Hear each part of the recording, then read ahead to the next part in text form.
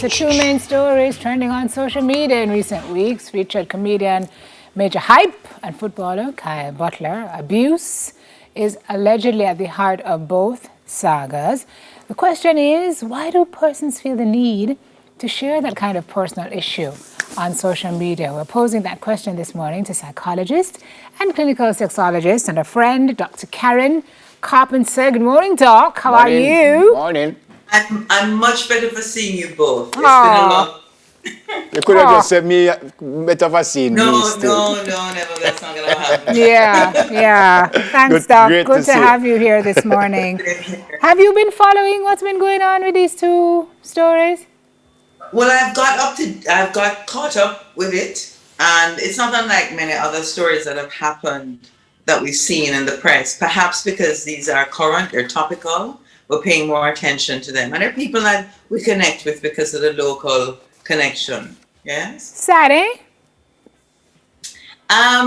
There's so many sides to it that I'm wondering, Simone, if we can just take a one-dimensional look at it, because it's sad that it's happening. It's sad that with all the progress we've made, even the technology that allows us to be together this morning, we've not made much progress when it comes to how human beings treat each other in those instances. And that's the sad part. Our technology is moving ahead of our emotional social intelligence and our harm prevention. So I'm really glad to be here to talk with you today within these 16 days of activism to stop violence against men and women, boys and girls, because we must stop it. Dr. Karen, let me play devil's advocate. So me and my son have a little issue, and I thump him up a couple of times, he won't learn, and I thump him up a couple of times, and he keeps telling me to stop, and I don't stop. And he thinks to himself, well, the only way I'm going to get this man to stop is I go public with it. What is wrong with that? What is wrong with that? I actually don't see anything wrong with what both parties have done. In these two instances, they were the victims of the violence. Yes? Mm-hmm. My challenge. Hold on, distinguish that, Dr. Karen. Okay, so I'm saying I don't see anything wrong with what either the footballer or the comedian's partners, not even his girlfriend, his full-time partner, have done, because they were the victims of the violence. Where I draw the line is when I report to you, Simone, or publicly that Neville has hit me, Neville has been violent with me, and you take that and you report that, and you don't know the circumstances. I think victims must speak out. And I think the better thing for you to do if I come to you with the story is to help me to speak out, but not to take a third-hand story yourself. Yeah. So the truth is that for the victims of the violence, as Neville says, yes, they get fed up. And I'll tell you that in a recent forum that I was in talking about the very same thing in these 16 days, one of the things that I suggested is that we have to take our hands off our children. I know this is happening to adults, but if we continue to lay hands on our children, one, they habituate to the violence, and two, we think it's okay when we treat a woman or a man like a child and hit them and beat them and brutalize them.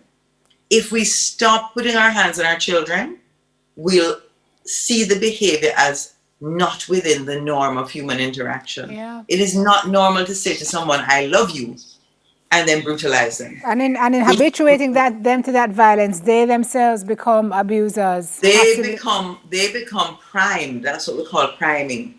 So if they are a victim of violence, they're less likely to speak out than the person who is not habituated to violence, who didn't grow up in a violent context, who didn't get the beating from mother, father, sister, whoever. That person is more likely to react in protection of themselves. Yeah. And I'm not saying that the first time that you experience violence, that you will necessarily take the steps to protect yourself. Yeah. Because often you're quite shocked. Simone used the word alleged at the top, which is perfect. Would you have preferred in this case? Let's use Kyle, and I'm close to this family. In this case, would you have preferred if Kyle went to the authorities with this before he went public with it, or it didn't matter? Well, the challenge is this, because in Kyle's case, he's growing up in a context. Dad is manager, dad is father. and he's growing up in the context. So what he alleges will have begun some time ago. And the first act of violence is often not a physical touch. It's bullying. It's removing a person's self-esteem. It's making yourself indispensable to them, telling them that they can't manage without you. So often we're breaking down a person's psychological well-being before we lay hands on them. But if it's a child, you may have been thinking that you're disciplining a child by beating them and thumping them and doing all the things that you think boys must take licks. Yeah?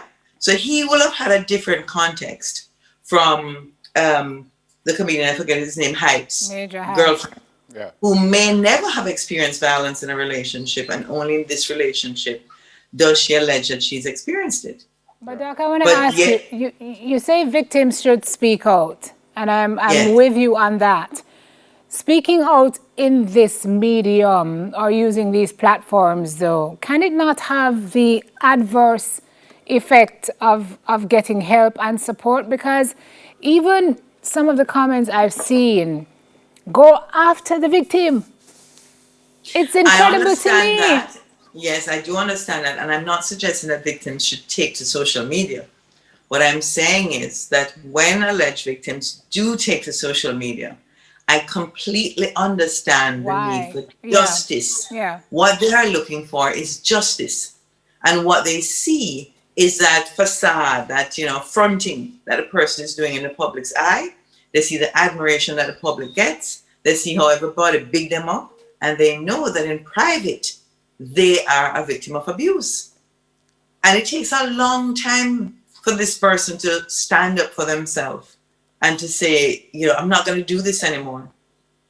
Because the initial reaction is often disbelief. I cannot believe this person did this to me. Yeah. In one of the instances, the parent has come out to say he hopes it will work out between them because they both have lawyers now. Would you prefer that way? And we don't really know exactly what did go on, or do you want it to go its natural course as it's heading for now? Well, let me say at least that we have to bring awareness to these issues. So even though the issues are alleged, whatever awareness these figures can bring as public figures, yes, I saw that photo as well, whatever issues they can bring to the public for us to understand that it's not okay, it's not cool, and so that we can have these discussions, in my view, they're doing a social benefit for other victims. They're victims that look up to them, for instance, as stars, as celebrities, and when they see them telling their stories, they feel empowered, and they can come and tell me or you or Simone, and we can assist them to take the necessary steps. So whether it's acted out in public or in private, that's an act of journalism. What I'm more concerned about is the fact that the person has found their voice and is able to say something. It's not easy. It's not an easy thing to do. Great to see you. All the very best for the holidays. Same here. It's lovely to see you and have a wonderful holiday. It's soon approaching, eh? Much love, my friend, and God bless you. Same to you. Psychologist and clinical sexologist, Dr. Karen Carpenter. Okay, more on Smile after the break, folks. We'll be right back. Cheer, pretty.